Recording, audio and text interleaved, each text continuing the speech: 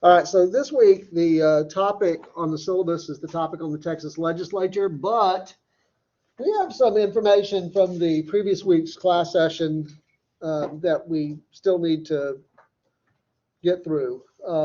Part of what we're going to talk about in our discussion of the Texas legislature builds on one of the concepts from the material from last week that we didn't get to. So a good chunk of today's class period is going to be for the purposes of getting that information from last week out there. We'll see where we stand after that's done, how much time's left in the class session. If there's sufficient time left in the class session, we'll move on to the topic on the Texas legislature. But certainly we'll get into that in the Thursday class session. All right. So let me begin by just very quickly reminding you of where we left off from that Thursday class session, which was recorded for you guys. We were talking about why it is in the United States, of which of course Texas is a part, among all the world's democratic political systems, why we have a dominant two-party system. Most of countries around the world that qualify on any objective standards as democracies have multi-parties, competitive multi-party systems. So what are some of the explanations that have been offered by scholars for this not literally unique? I mean, the United States is not the only country that has a two-party system. Oftentimes, political scientists will point to the United Kingdom and Canada as examples, but they're really kind of modified two-party systems. And I'll give you a little bit of a explanation as to why that's the case as we get to that point. But really, the United States is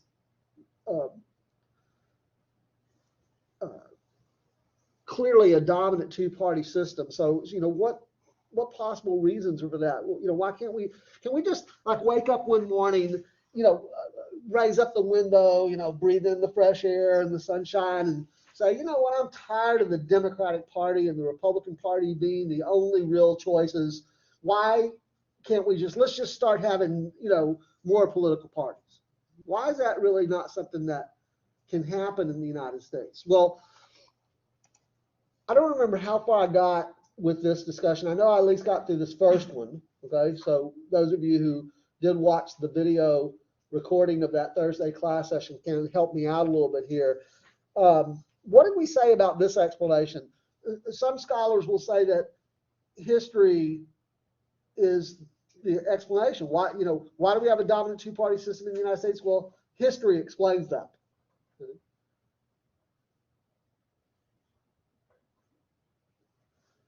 In other words, what they're saying is that we have a dominant two-party system in the United States because historically we've had a dominant two-party system. And now, what did I tell you about what is my assessment of that as an explanation for why we have dominant two-party politics in the United States?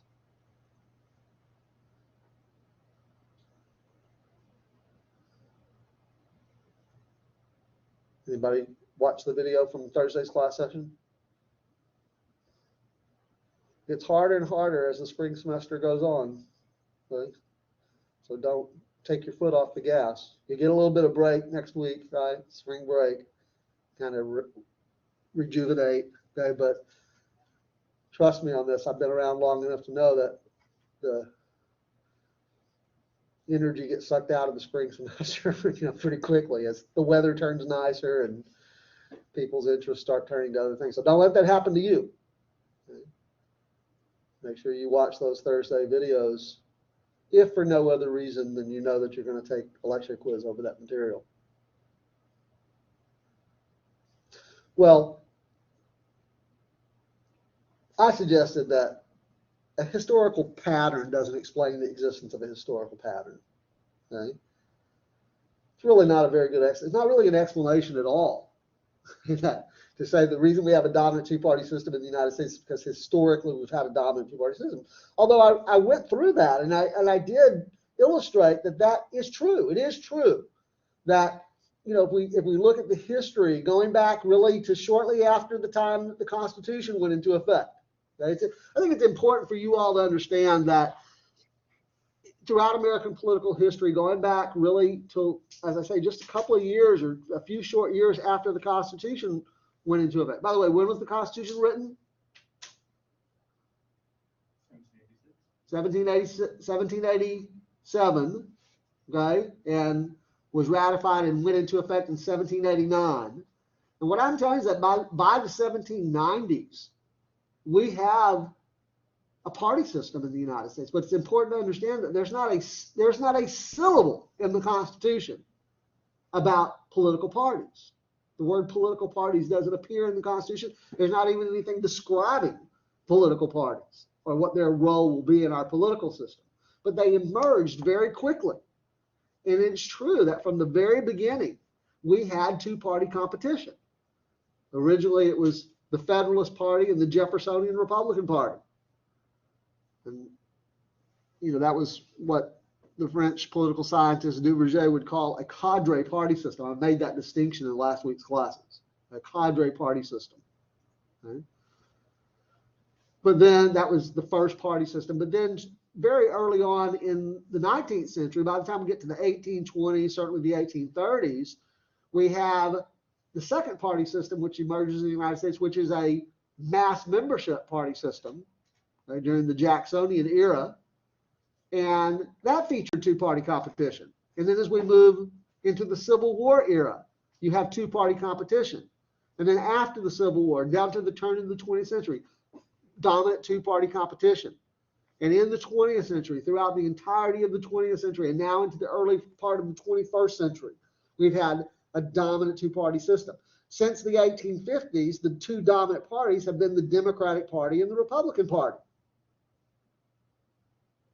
But whether it was the beginning, the Federalists versus the Jeffersonian Republicans, or the Whigs versus the Democrats in the 1840s and the 1850s, or whether it was, today, whether it's today where we have the Democratic Party and the Republican Party, the point is we have a dominant two-party system. It doesn't mean we don't have other political parties out there. We have plenty of them. So why do we say it's a dominant two-party system? Well, the bottom line is because it's about winning elections. And if you look at today and historically, if you look at most of the offices that are elected in this country are occupied by either Democrats or Republicans. If you look at the United States Congress today, you have in the House of Representatives, Democrats and Republicans. If you look in the Senate, Democrats and Republicans, with only two exceptions, independents that happen to caucus with the Democratic Party. Okay? If you look at the state legislature in Austin, all those seats in the Texas legislature are held by either Democrats or Republicans. The state executive offices, like the governor and others, historically have been held by Democrats or Republicans. No Libertarian Party candidates get elected in Texas. No Reform Party candidates in the 1990s got elected in Texas. Very, very few Libertarian Party candidates get elected anywhere in this country. Okay, so it's all Democrats and Republicans. That's why we say it's a dominant two-party system, because it's about winning elections. At any rate, this explanation says that the reason for that is because historically that's been the reason for that. All I'm suggesting to you is that that's not a very good explanation. It's true that historically we've had a dominant two-party system, but that doesn't explain why we have a dominant two-party system. And then the second explanation is this idea of natural dualism. This is an explanation that's offered by some scholars that suggests that the reason that we have a dominant two-party system in the United States is because most of the major issues that we face as a society, and they would say this has been true historically, come down to two positions. So, for example, in the early period, shortly after the Constitution went into effect, you had that debate that was still ongoing between the Federalists and the old anti-Federalists about national power, where the Federalists were generally in favor of stronger national authority, and the Anti-Federalists wanted to preserve state authority. And that gave rise to the first political parties, the Federalist Party and the Jeffersonian Republican Party. I always say the Jeffersonian Republican Party because Thomas Jefferson was the leader of that political party, but mainly to distinguish it from the modern Republican Party. It's not the Republican Party we think of today.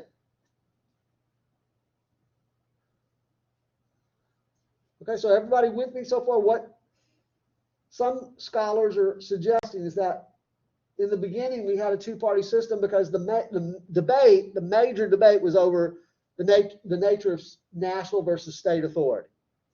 And so you had one political party to espouse stronger national government, and you had the other political party, which grew out of the Anti-Federalist philosophy, the Jeffersonian Republican Party, that wanted to emphasize the powers of the states. In the period leading up to the Civil War,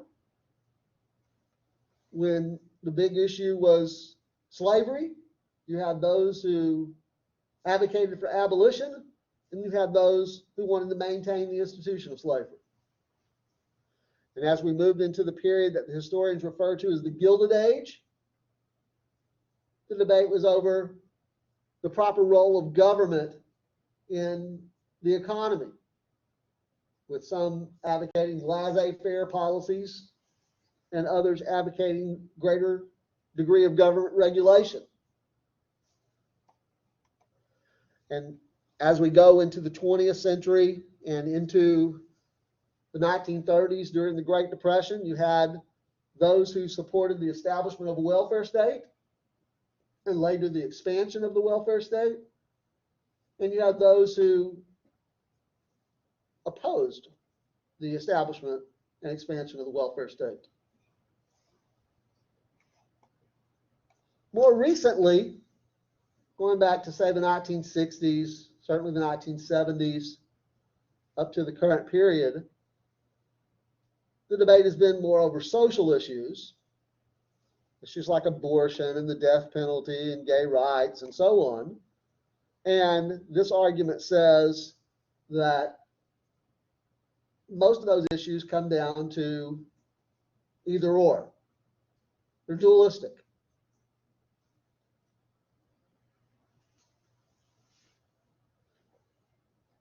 So the fact that these issues are dualistic, they say, means that you have a two-party system. One party to represent one position and the other party to espouse the other position.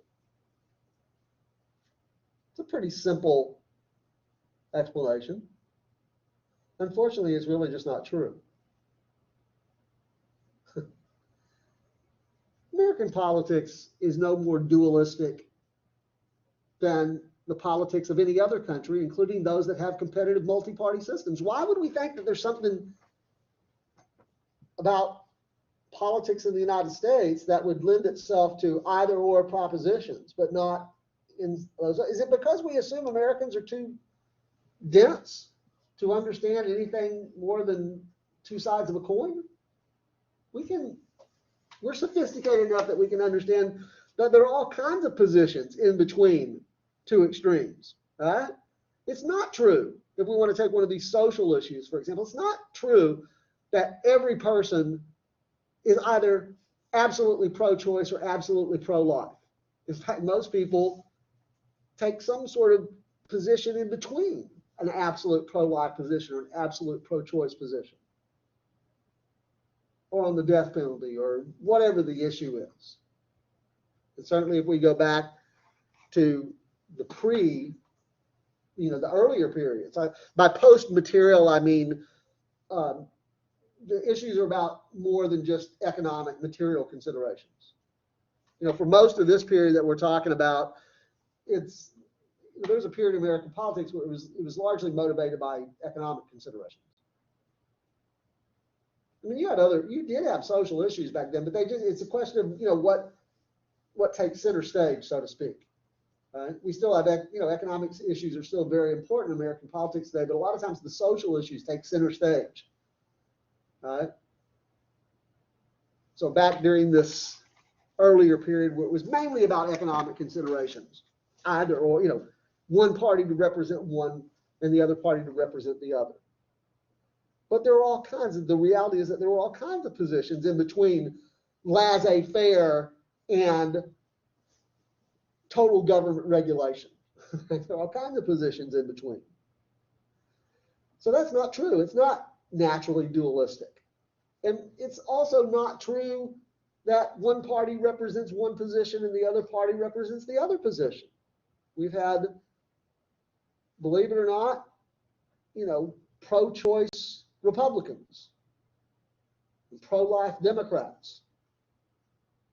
You wouldn't know that just based on the way that the media likes to report things. Right? Everything's either, where liberal is synonymous with Democrat and conservative is synonymous with Republican. Okay, so I'm gonna suggest that this also is not a great explanation for why we have a dominant two-party system. At least by itself, as a standalone explanation, it's not a very good explanation. Okay? Here's a third one, and I would suggest to you that this one is better than the previous two. This explanation is a better explanation than the previous two. We didn't have a huge opportunity in this course earlier in the semester to develop this, but you may remember when we were talking about on the topic on political culture, we spent most of our time talking about Daniel Ellsar's scheme of political culture. Remember that? Moralistic, individualistic, and traditionalistic, and moralistic, individualistic, and individual. Right? Okay, everybody's nodding their heads, right? You remember that. That's good. Okay. You may see questions on that again on the final. So it's good to remember that. Okay. You may also remember that I told you as a prelude to that discussion, a prelude to that introduction of Ellsar's culture types, that the American political culture is a liberal culture. Most Americans embrace the dominant liberal values, among them liberty and equality, justice and rule of law and republicanism and all. Remember that? Does that ring a bell? Okay. We said that the American political culture is a liberal culture. So given that earlier limited discussion of the dominance of liberalism, it might not surprise you now for me to hear me suggest to you that this is a better explanation of why we have a dominant two-party system. We've already established that we have a dominant liberal political culture, but why does that, lead to two-party politics as opposed to multi-party politics? Well, let me suggest visually kind of a way to think about this. If we take the worldview, step back away from the American system for a moment and sort of look at the big picture. We try to get a handle on what political parties are, what they do in a worldwide context. One of the things that we can say that political parties do, this is, I think, well, it may not be as obvious as I suggested. I was about to suggest it, but one of the things that political parties do is that they have a set of ideas or an ideology that they espouse or that they advance. Okay, and if we think about those ideas or those sets of ideas along a continuum, where on the far right of the continuum we can put the label anarchism on this set of ideas or this body of ideas. And on the far left of the continuum, we put totalitarianism. What we find is that in actual political systems, political parties articulate sets of ideas along this continuum. I'm not an expert on political parties around the world. Well, here's one of those topics where we really could use Professor Rickord's expertise. I think this was one of her fields of expertise. She might be able to correct me if I get some of this wrong, okay? But as limited as my understanding of political parties around the world is, I think I'm on the right track here. Okay. So about the best example I can give you, my limited capacity is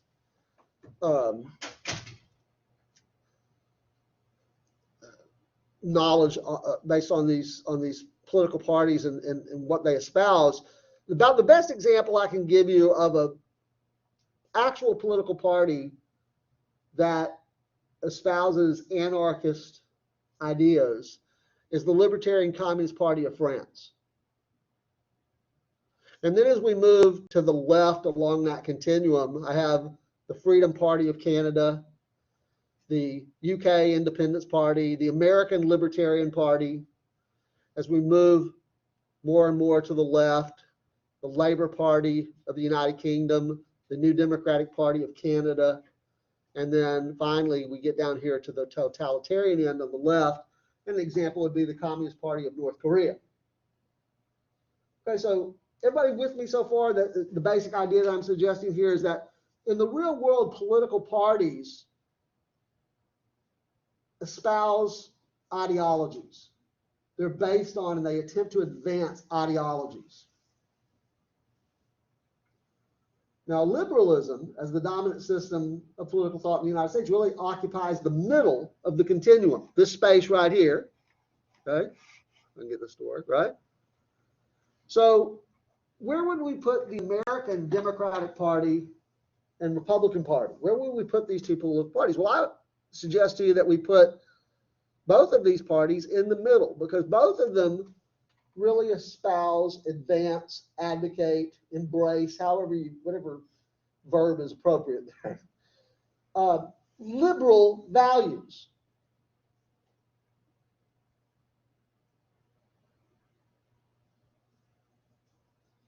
So one of the things that you can conclude just by looking at this visual is that the Democratic Party and the Republican Party are actually pretty close to one another ideologically. Well, you wouldn't know that just based on sort of the popular media treatments of what American politics is about, because in the popular media, people like to, journalists like to talk about the Democratic Party and the Republican Party as if they're miles and miles and miles apart. They couldn't possibly get any further apart. But that's because they're not taking the global view. Neither the Democratic Party or the Republican Party embraces totalitarian communism. Neither the Democratic Party or the Republican Party embraces anarchist ideas. So the Democratic Party and the Republican Party are actually closer to one another than either are to some of these other more extreme political parties. Does that make sense? So it's the dominance of liberalism and the fact that Americans really have never even entertained totalitarian ideologies as a feasible alternative, or anarchist ideologies as a feasible alternative, or any of these points that are outside of this middle of the continuum. We've just been very dismissive of those competing ideologies, and therefore any political parties that advocate those ideologies. Do you understand what I'm saying? There is something called the Communist Party of the United States. But do Americans take the Communist Party of the United States as a credible alternative to the Democratic Party or the Republican Party? No, of course they don't, because they don't entertain communism as a credible alternative for their hearts and minds. You look at many European countries, for example, they might have members of the Communist Party in their national legislatures. If you look at the United States Congress, for example, or if you look at state legislatures like the Texas state legislature, you just have a bunch of Democrats and Republicans. Again, I'll show you what I mean graphically here, or I'll show you a visual here in just a bit. I'll show you exactly what I mean. Right? Okay, so that's the first point, right? That they are both in the middle of this continuum because of the dominance of liberal values and the fact that Americans have been just very dismissive of competing value systems.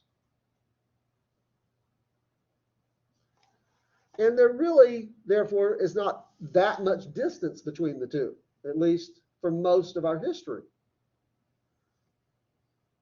Now, I think more recently it can be argued that the Republican Party has moved to the right. I don't know if the way that I illustrated that with that movement just now is perfectly accurate. But I think it's pretty clear that the Republican Party is decidedly more conservative in 2022 than it was even 20 years ago.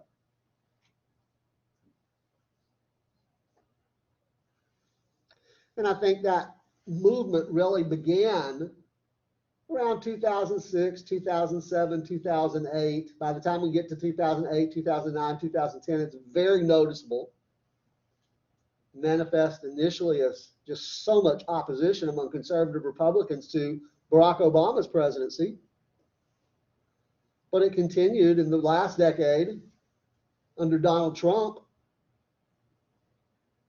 The movement, the sort of drifting of the Republican Party to the right. So again, I can't tell you if this is the exact correct placement where we put the Republican Party today on here, but it's at least not as centered as it was a quarter century ago. Some analysts will say that the Republican Party at some point will have to move back towards the center. In fact, some have been predicting it should have already happened, over the last 10 years, it should have already happened. We'll see. We'll just have to see how that plays out. The basic argument is that if the Republican Party is going to remain as a competitive force in American politics, it's going to have to move back towards the center. But there's some things are going to have to happen first. Republicans are going to have to lose a string of elections.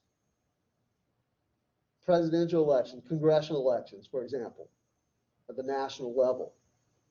And then at the state level, you're going to have to lose some elections, a string of them in order to do that. So as I say, we'll just have to wait and see how that plays out. I think I'm in general agreement with those analysts who say that at some point the Republican Party is going to have to move back into the middle. The same sort of thing happened in the middle part of the 20th century with the Democratic Party. Only in the 1960s, for example, 1970s, where the Democratic Party moved to the left and really threatened to become a permanent minority party. But then Bill Clinton came along in the 1990s and pulled the Democratic Party back towards the center. So I think some analysts are saying that in a similar way, the Republican Party, somehow it's going to have to come back to the center to be a competitive force. Why? What is it about the center? What did we say in the previous class meetings? It is that is the immediate concern of political parties in our system. Going back to the three purposes of political parties. They organize individuals in order to capture government so they can make public policy. What does that mean, capture government? It means win elections, right? So, why do they have to be in the center? Well, because that's where the votes are. All right? The median voter model, as it is sometimes referred to, this is a model that was developed by economists, actually, okay? Suggests that Americans' opinions on issues are distributed on a normal curve like this, so that most Americans are neither strongly conservative nor strongly liberal. Right? Most Americans fit kind of in this, huge section here, okay? Where the peak of this curve is the median voter, the hypothetical median voter. Okay.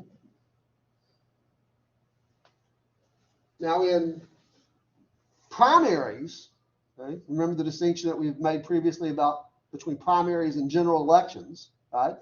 In primaries, candidates for office trying to get the Democratic Party nomination typically are trying to appeal to the base of the Democratic Party, which is more liberal or more progressive than the median voter, right?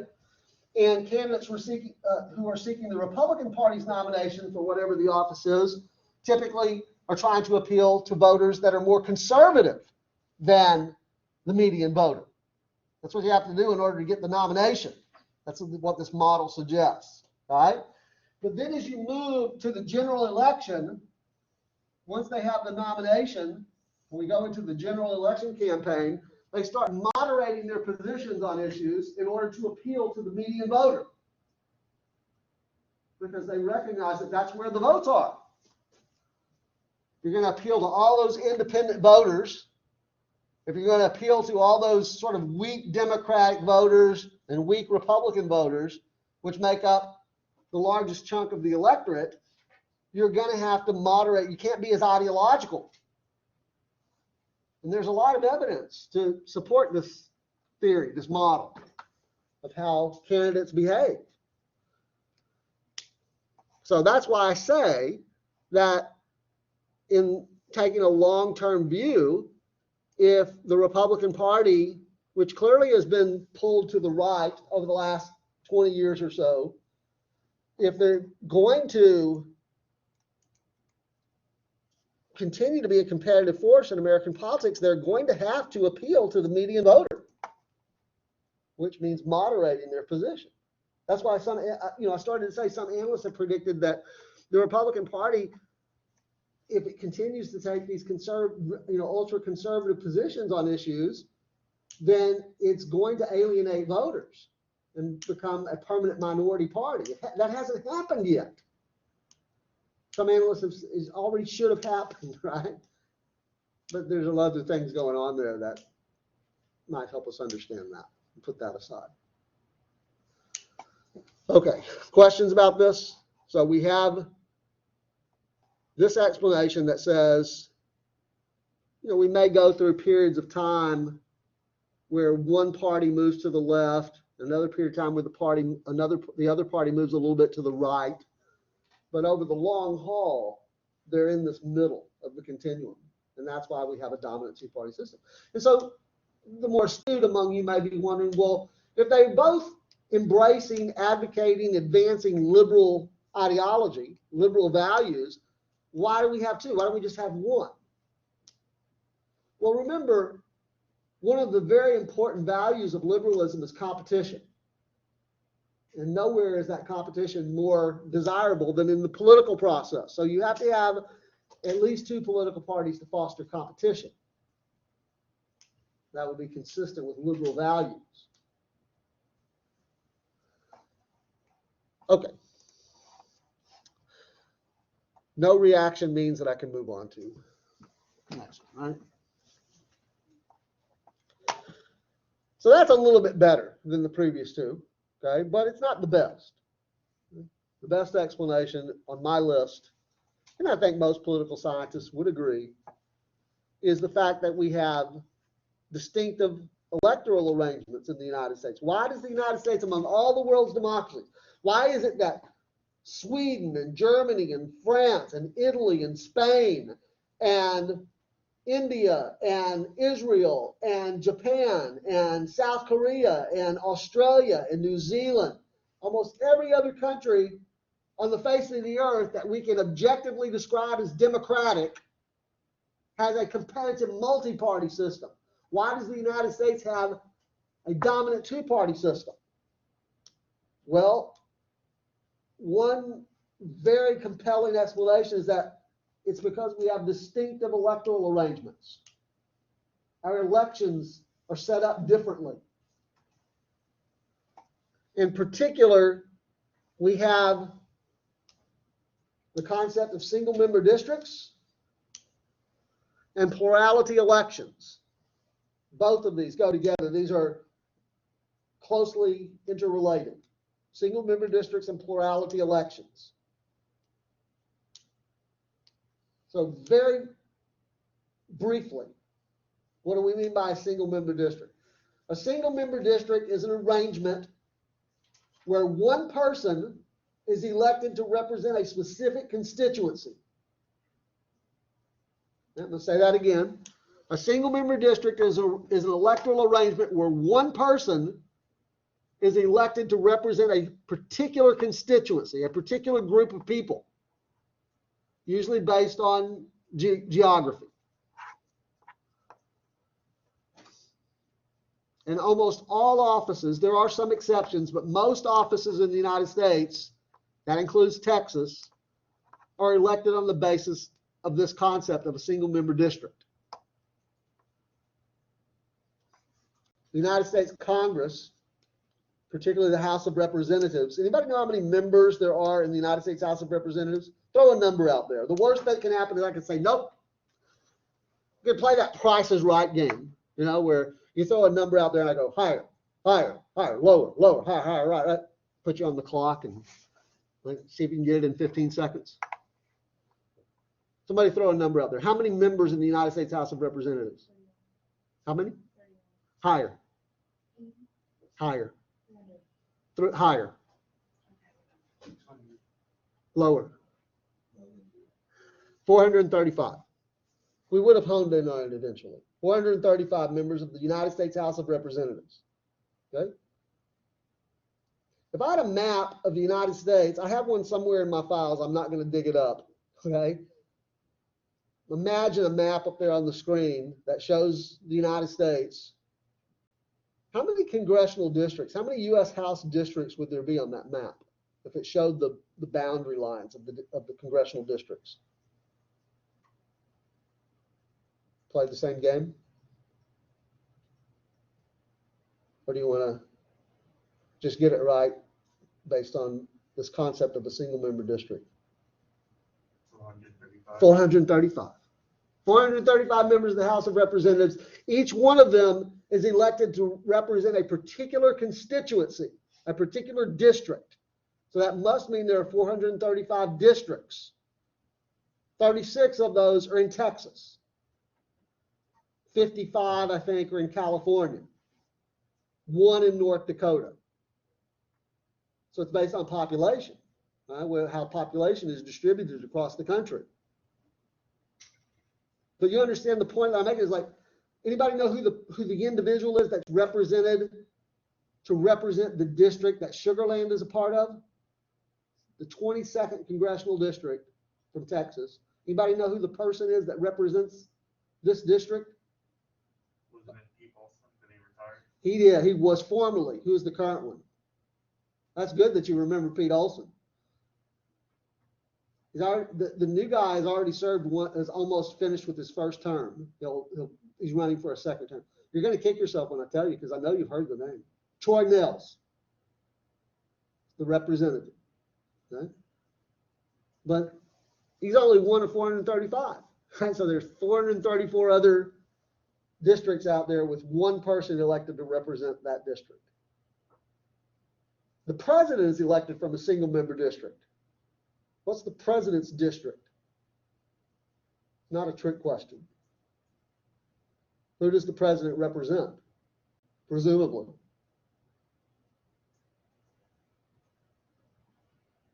Really?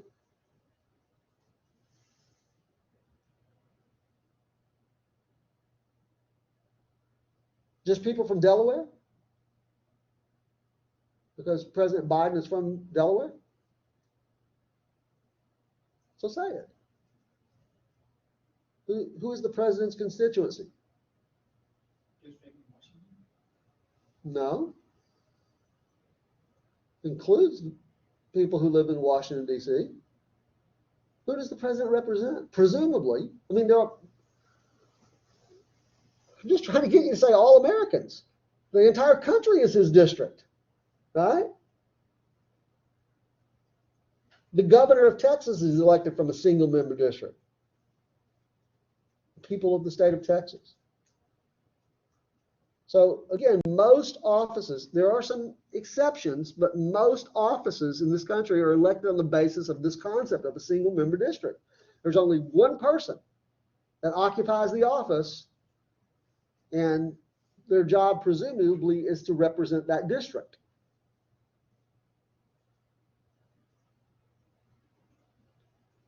about a plurality election. This is one that we've at least made reference to. If we didn't develop it in a lot of detail, we at least made reference. In fact, maybe we'll do this.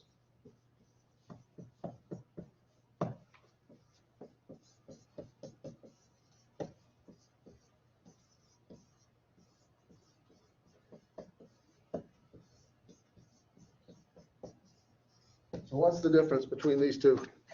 Plurality election versus a majority election.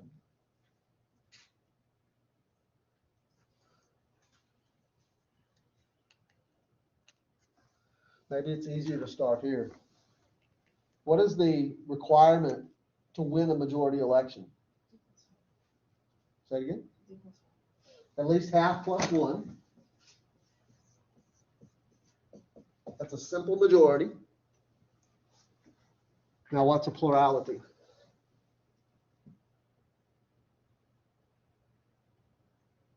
What's the criterion to win a plurality election?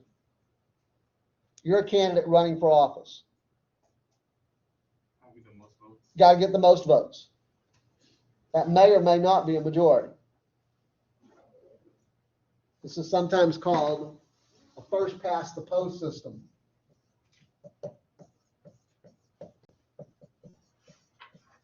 The most votes wins. Now remember, when we talked about this previously, we did so in the context of the primary versus the general election. And you may remember that I told you that under Texas law, and in fact in most states, in order to win a party's nomination for office, there's a majority requirement.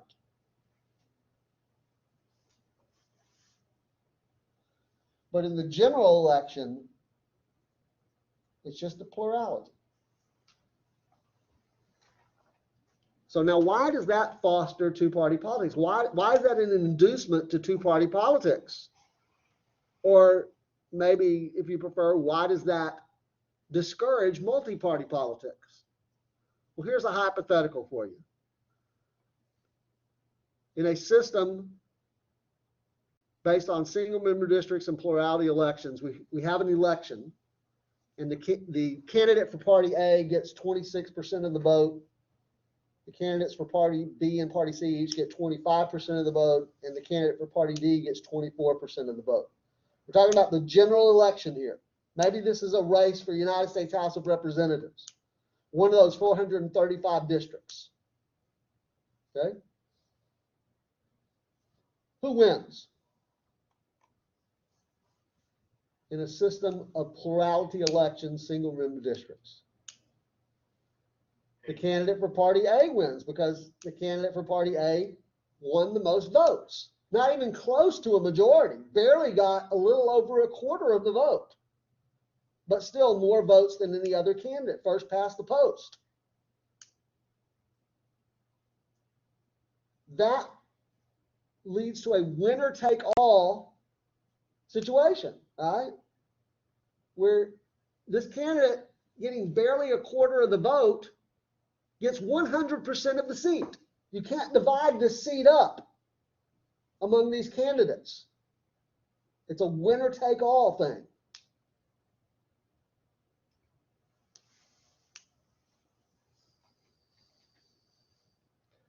Let's look at a more realistic scenario.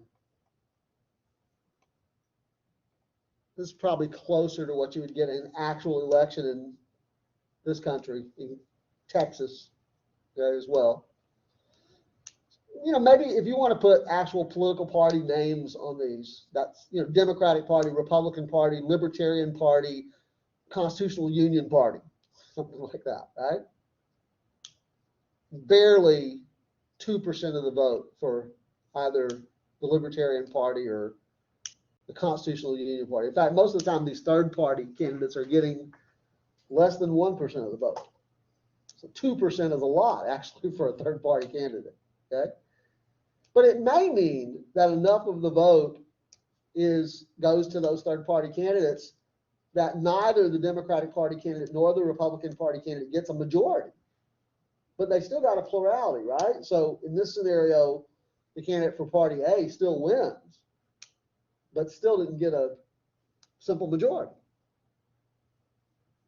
Okay, so now thinking about those numbers, we know who wins here, but why does that work towards a dominant two-party system? Maybe think about it from the perspective of party C and party D. You're a sympathizer of party C or a sympathizer of party D. And you know that your candidate, if he's lucky, if she's lucky, is going to get 2% of the vote. Most of the time less.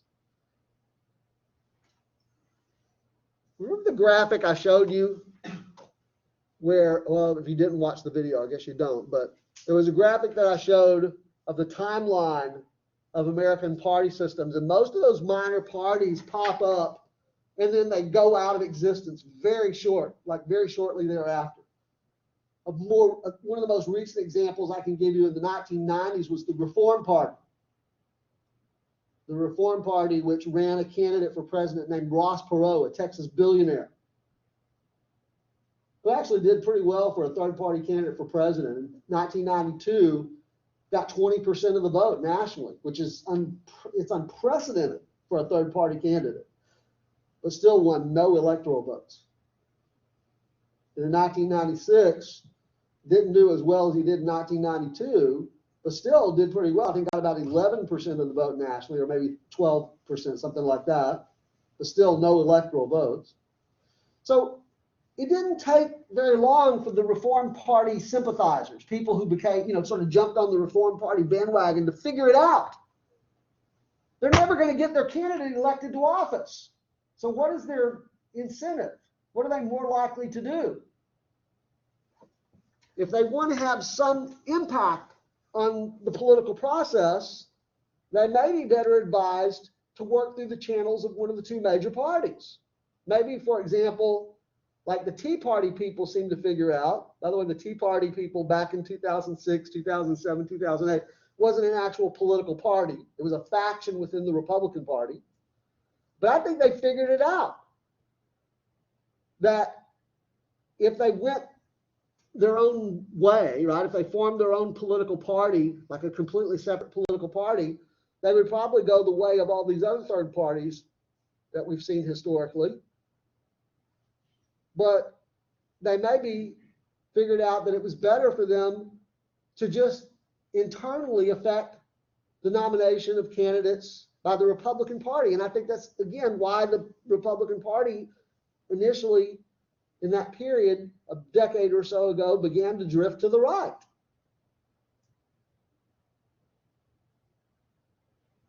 So I think, people figure it out. Like, okay, we can have our own political party. By the way, let's take libertarians. The Libertarian Party in this country was founded in 1971.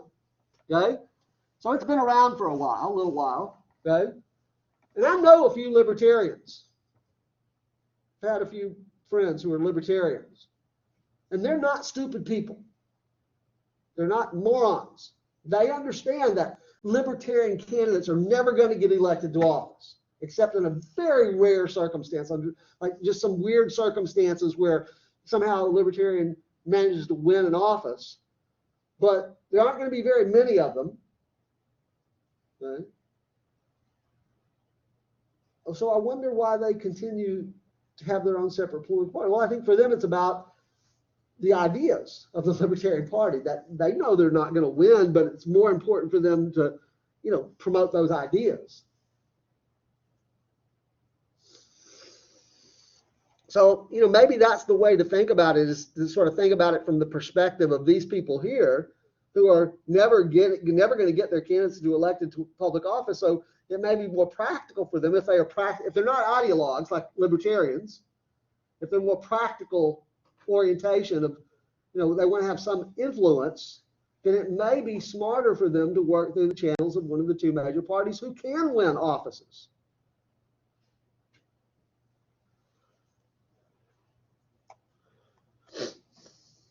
Let's look at the other type of system, a parliamentary system, that have different electoral arrangements, and see if we can't just drive this point home. So like in countries like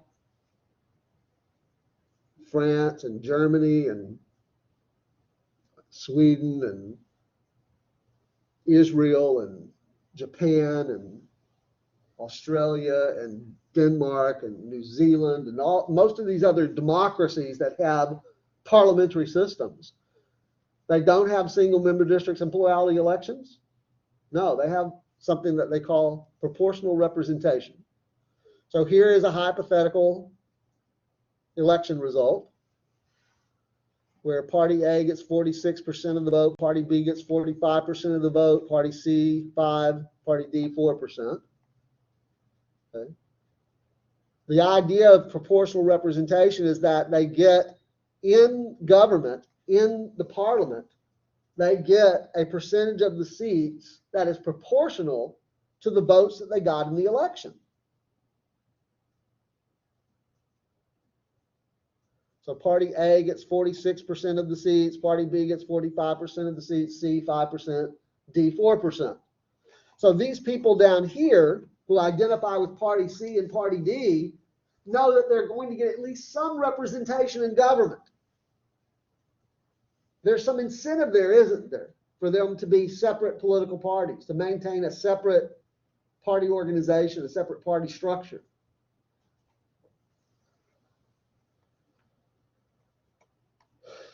Here is the makeup of the current United States Congress, the 117th Congress. Notice that all of the members of the House of Representatives are either Democrats or Republicans, with the Democrats having a slim majority, the Democrats with a 51% majority. And here are the seats in the United States Senate, where all of them are either Democrats or Republicans, except for these two right here, which one of them is Bernie Sanders of Vermont and the other is Angus King of Maine, who are independents, but they caucus with the Democrats. So they are functionally Democrats. That's why the news media people tell you that the Democrats have a majority in the Senate. Very close though, it's 50-50 split. Okay? And in the previous Congress, it was the same thing. And in the one before that, it was the same thing. And in the one before that, it was the same thing. In fact, we can go back as far as you want, and you're going to see nothing but red dots and blue dots, Democrats and Republicans. And by the way, if we did the same kind of thing with the Texas legislature, you would see nothing but red dots and blue dots. And if we did the same thing with most of the other state legislatures around the country, you would see almost entirely red dots and blue dots. On the other hand, if we look at, I'm going to skip over the UK and Canada here for just a second, I'll come back to them. Okay? If we look at some of these other countries, like Israel, where their national parliament, they call it the Knesset, look at all the political parties that have seats in the Knesset. 120 seats in the Israeli Knesset. The Likud party, this is not a current, this is like, doesn't represent the actual current situation in Israel, it's the previous situation. Any of you remember the stories in the news a while back where Israel went through a series of like 4 elections in 2 years? Anybody remember that? In the entire history of the modern state of Israel, which goes back to 1945, after World War II, no political party has held an outright majority of seats in the Knesset. So it's always been governed by coalitions, and those coalitions can be kind of fragile, where maybe you have a coalition between the Likud party and the blue and white party. You see, the Likud party has the most seats in the Knesset, but they don't have enough to constitute a majority. Like if the Likud party's leader said, okay, we've got the most seats in parliaments, therefore we're just going to run the show. We're going to name the prime minister and we're going to name all the cabinet ministers and we're going to do what we want to do in terms of policy. To hell with the blue and white and the Yes and T and all these other parties. What do you think those other parties might do? They might say, hold on a second, not so fast. We're going to form a coalition and now we have a majority of the seats and we're going to name the government. And we're going to make the policy. And the Likud party would be on the out, even though they have the most seats, right? So in Israel, as in most of these other parliamentary systems, you have governments formed by coalition, where the leaders of the Likud party, in the case of Israel, have to go out to the leaders of, say, the blue and white party and say, hey, join our coalition, and now we'll have a majority. See, that constitutes a majority, right? Likud 35 and the blue and white 35, they now have 70 seats out of the 120. That's a majority. But you know what the Likud party is going to have to do? They're going to have to make some concessions to the blue and white party. They're going to have to say, okay, look, if you support our guy for prime minister, your guy can be the defense minister. And, you know, maybe another political, or here's the exchequer, or whatever they call it, the treasury, right? Whatever the cabinet positions are. You understand what I'm saying? That's how they form a government. And, okay, we're not going to be able to dictate on matters of policy. We're going to have to make some policy concessions to the blue and white party. That's the only basis for governing, is to make those compromises. Well, that's why I said in Israel, they had something like 4 elections in 2 years because those coalitions kept breaking down. And that's what happens in Israel. You know, Americans are accustomed to having elections on regular cycles. Every 4 years we elect a president. Every 2 years we elect members of Congress. Every 4 years we elect the state governor and all these other statewide offices. You know, we're accustomed to that happening in a very regular episodes. But in a lot of these parliamentary systems, the elections occur at irregular episodes or irregular intervals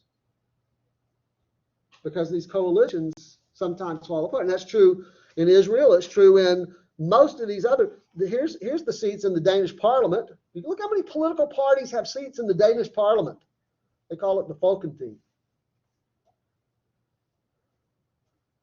The Spanish Cortes Generales. Look at all the political parties that have seats. The Australian Parliament, a number of different political parties have seats in the Australian Parliament. The German Bundestag, that's what they call we call our national parliament the United States Congress. In Germany, they call it the Bundestag. Look how many political parties have seats in the German Bundestag.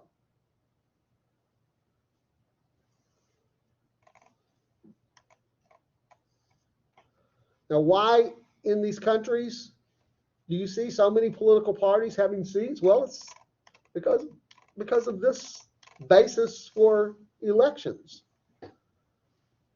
What is it called? The American system is a system of single-member districts and plurality elections. It's a winner-take-all system. There are no runner-up. Look, in American politics, there are no runner-up prizes for coming in a close second. You either win or you lose. But in parliamentary systems, there are runner-up prizes. Even these that are getting only 4 or 5% of the vote may get some seats in parliament. So there's an incentive there for them to be separate and not sort of shoehorn into one of the two major parties.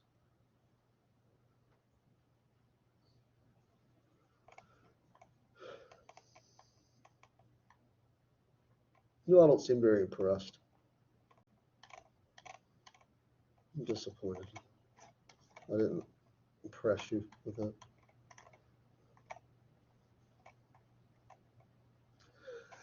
It's not like we can just wake up and go, time for more political parties that are credible alternatives. If we want credible alternatives to the Democratic Party and the Republican Party, it's probably going to have to come as a result of what? We're going to have to change our electoral systems. And that doesn't seem very likely. And Americans are going to sign on to that. I mentioned that the UK and Canada have kind of modified two-party systems. You can see here in the UK, by the way, they call their national parliament the House of Commons. Okay, so you can see that the Conservative Party has an outright majority in the House of Commons. Anybody know who the Prime Minister of the UK is? What the person's name is? Good, Boris Johnson. Is he the leader of the Conservative Party or is he the leader of the Labour Party? Probably conservative. Yeah, definitely conservative, right? Because his party has a majority of the seats in the House of Commons. They're going to select someone to be prime minister who is one of them.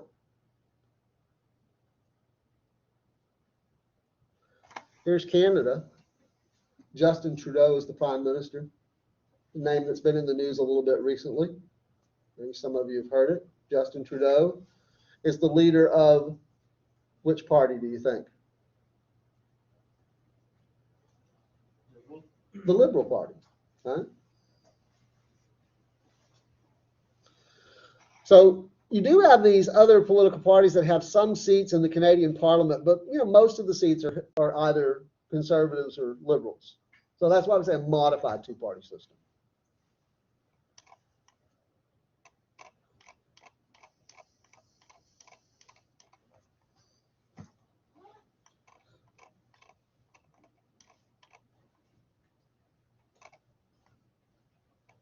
Okay.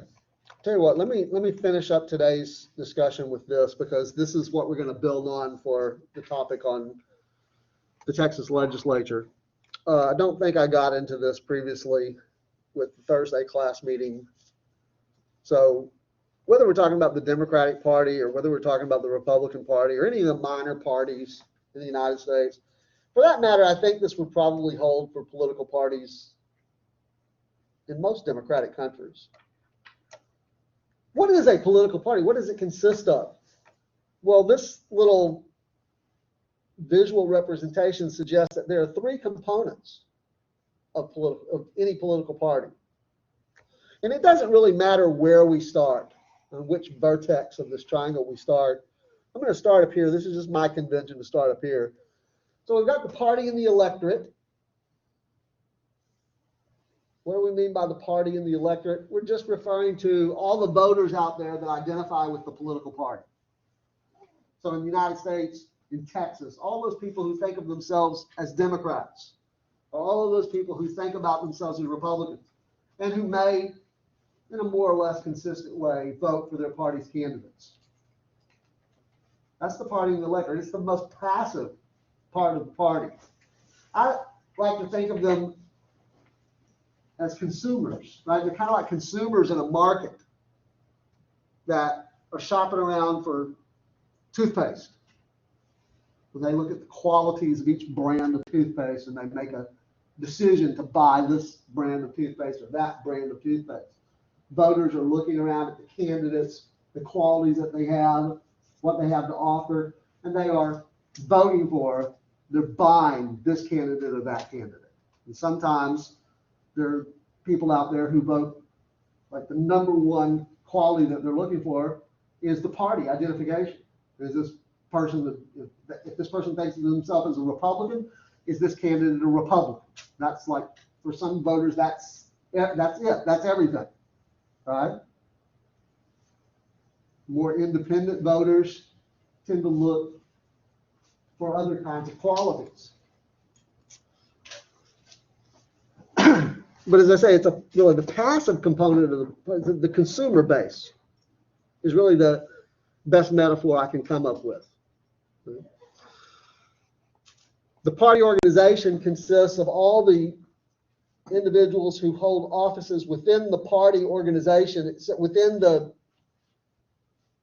like, I think the authors of your textbook do a pretty good job with this part. If you remember from the chapter on political parties where they talk about the party office holders, like the committee, the national committee chairs, the state committee chairs, the county committee chairs, county chairs, and the precinct chairs, and so on. That's the party organization.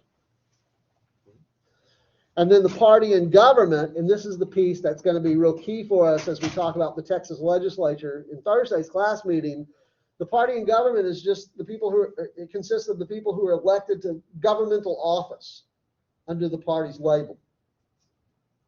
So all the members of the United States Congress who are elected as Democrats or Republicans, the president elected as a Democrat or Republican, members of the state legislature that are elected as Democrats or Republicans, the governor, right, all the state offices and so on. That's the party in government. Now, why is it so key to understand that there are these three components of the political party because they have different functions. The functions are different here than they are here and here. Okay? So as we start talking about the Texas legislature on Thursday, let me pull that up just real quick. Okay? And I start making comments about, just go down here to the very bottom, right? I start making comments about that the Texas legislature has historically been a no-party legislature. I'm referring to that component of the political party and the functions of that part of the political party, that component of the political party. You know, historically, traditionally, normally, what is it that political parties do within a legislature that would lead me to suggest to you that the Texas legislature is a place where parties are dysfunctional? Okay? So that sort of is a prelude to the Thursday class session. We'll call it a day and see you in a couple of weeks because, of course, we don't meet next week.